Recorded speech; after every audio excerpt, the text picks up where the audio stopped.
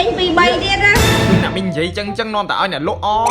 mấy đất mà tôi quát tâm tại đó tia có tha chọn tinh pi bảy tiền đây cái đất mà tôi điệp trong cho tại nhiêu nào ở khang play nào nó để điệp trong đã con bay EV3 dương ai xì phoi với con bay dương này không con bay nó có kỳ đấy nè tại lại dương cái lệnh mà mới mà tôi dương vi trong mà tôi là con vừa cao chiều ní cứ chiều mà để ông phai nhú sạ thằng mà đong lương mà cả lô thì tôi ấy nâng mà cất tới thùng mà pon ấy nâng ta chỉ ban bị học từ 70 km chỉ muốn nó bươn xài từ 20 km trong một màu chẳng khỏi bây giờ đó té dương này non con tại tôi chỉ muốn nó đặc biệt này cá pra chỉ muốn tê lê cá pra chỉ muốn là một ponสบายភាពការពីការលួចហើយចំពោះម៉ូតូអគ្គិសនី JB បើយើងមកដែលអំហ្វាយញូនេះពេលទិញទៅក៏មានជាប់ជាមួយនឹងឃ្លុកខាងក្រោយដ៏ធំមួយជាមួយនឹងឃ្លុកខាងក្រោមកែបដ៏ធំទលាផងដែរហើយបើរូបរាងវិញសង្ហាដូចអ្នកពងនិយាយនេះអញ្ចឹងតែប៉ុណ្ណោះអាចប្រើប្រាស់ជាមួយនឹងប្រភេទតេលេបជាពីចង្អាយចាក់សោក៏បានដែរបានទាំងពីរហ្នឹងហើយបងប្អូនអាចជិះកាត់ភ្លៀងក៏ដូចជាលាងទឹកបានធម្មតាក្រោយពីការទិញមានការធានាមួយឆ្នាំទៅលើម៉ូទ័រនិងមួយឆ្នាំទៅលើអគុយអញ្ចឹងសម្រាប់បងប្អូនកំពុងតែស្វែងរកប្រភេទមធ្យោបាយធ្វើដំណើរសម្រាប់កូនសម្រាប់លោកឪពុកម្ដាយសម្រាប់ជិះខ្លួនឯងចាម៉ូដែលនេះគឺត្រូវម៉ាច់តែម្ដងទិញតែមួយគ្រឿងអាចជិះបានមកផ្ទះហើយសំចៃខ្ពស់ទៀតរីឯព័ត៌មានបន្ថែមបងប្អូនអាចធ្វើការតាក់ទងតាមលេខទូរស័ព្ទលេខ Telegram ដែលយើងបង្ហាញខាងចុងវីដេអូសម្រាប់ទីតាំងហាងគឺស្ថិតនៅលើផ្លូវ